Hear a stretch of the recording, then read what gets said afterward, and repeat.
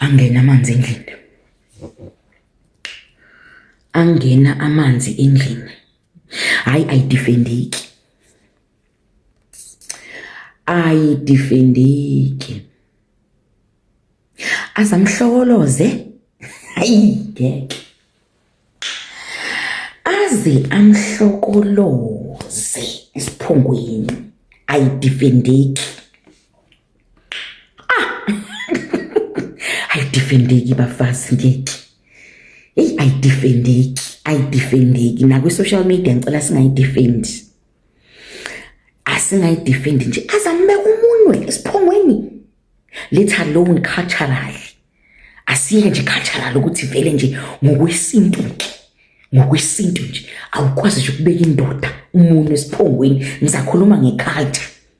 Angingakayi kwi-law, angikakwayi ngama-ethics, ngisakwisintu, isintu nje ke, isintu nje bhaqa, ngoba ise-KZN lapha. Asi ukubeka nje umunwe lapha, ubeka indoda, ayidefendeki. Siye kwi-law, deformation of character. Kwi-law ke lapha, disengibonile nje kunomzala wami lapha ku-Facebook. Nginomzala lapha ku-Facebook ummeli usevele wayicaphuna inkulumo wathi this is a criminal offense ngokwe-law ke manje ayidefendeki. Ebese siza kuma-ethics akaNesing yamchitha. Beku instant resignation. Sisiyakubonisa ke thina ngani yami ekade lalishonela. Uyabona into ekwehlakalile ingehlekela noma imuphi unesi uneyinkinga. Yabona mawuxakekile ngqondweni kukuningi ama-anger issues ahlasela noma ubani. Thina ke sesiyadodisa manje instant dismiss. Uyabona nje ungavumeli laqala ukuthi lihlale. Resign with immediate effect. Resign nje wena, resign. So ungavumeli laqala ukuthi lihlale. Ungavumi. Yabona nje bekumisa emsebenzini hambisa incwadi ngani yami. 24 hours resignation alingahlala union or ungavumi bakukhohlise futhi ngoba ngeke uzuluwine.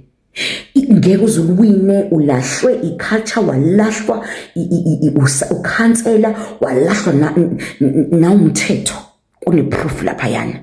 Mawuresigna uzokwazi ukuthi mawusuka lapho uye kwi-therapist kululeke bani uyinkinga mhlawumbe ngenzeka ukuthi lento uyenze because kuneyinkinga e-underline sabantu. Samanesi sinabantu sineyinkinga uzophinda futhi uqashwe kwenye indawo uqale kabusha. Kodwa nje le ayidefendeki. Mina nje bengifuna ukuzosho njalo ukuthi ngeke ungavumi bakukhohlise. Ungavumi bakukhohlisa ukuthi inyonyana zizongenelela noma ukuthi patient ibinja. Ngisho ukuthi ibikupansile. Ngisho ngabe kuthiwa ibithinta izinqa noma yenza ngeke uzuluwine leliya. Ngeke. Ngisho ngabe kuthiwa ithifele ngamathe ngeke usaluwina leliya. Kwengathi uNkulunkulu angaba nawe, uNkulunkulu akulondoloze nje guys. Si-avoid nje njalo especially amanesi aka-government. Amanesi aka-government guys they are very rude. Yabona nje angikhathali guys ngisho ngangithuka nithini. Amanesi aka-government nje are-rude, akuhlaza nje especially base-clinic. Nakhona kodwa naseyibhedlela. Because mina ngisebenzile phela ka-government. Ngisebenzile nje ka-government, ngisebenzile amanesi nje ka-government nasema-clinic akuhlaza. Akuhlaza because they know ukuthi isipana yashaya.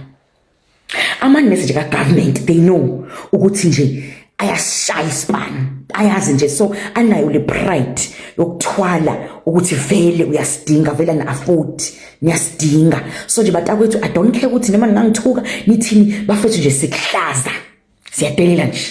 Siyadelela nje sikuhlaza ngisho ama-patient engenzanga lutho kwesinye isikhathi ubone nje wakuhlaza nangonesi. Hey ayukuhlaza ngobani? We know ukuthi isipani siyasinqonqotha.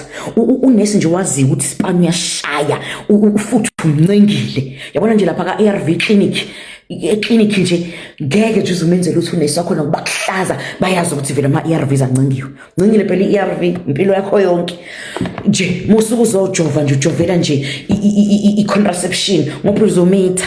Adelele unesi uze ukuthi khona makwenzakile wayifihla ukuthi unesi usho ukuthi le ntokazi le akuhlaza amanesi aseklinikhi naka-government.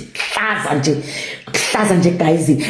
We cannot lokho size sikudispute. Kodwa-ke batakwethu-ke kulungile-ke sabantu, siyalungisa ngoba mhlawumbe naka-private abekho kuhlaza because badila ngeklayenti nabasaba ukuxosha, ngoba naka-private hhayi ngoba kuwukuthi abekho rude, it's because bayazi ukuthi ka-private akudlala ukuxoshwa manje. Esengisho ukuthi batakwethu hhayi, phephisa mama, phephisa, kube nje iphutha lendlela, ayenziwa nje lento alidifende. Resigna mntanami, resigna ngokushesha. Inzima-ke indaba kaNesi-ke ohlokoloze isiguli noma ube nengxabano ngesiguli, ngisho ngathiwa isiguli isona simsukelile, kodwa-ke kushuthi naye-ke kube nokucasuka-ke ngazakwethu-ke kushuthi inkulumo-ke ekhulumekile, kodwa-ke akazange asishaye, akazange asibeke isandla.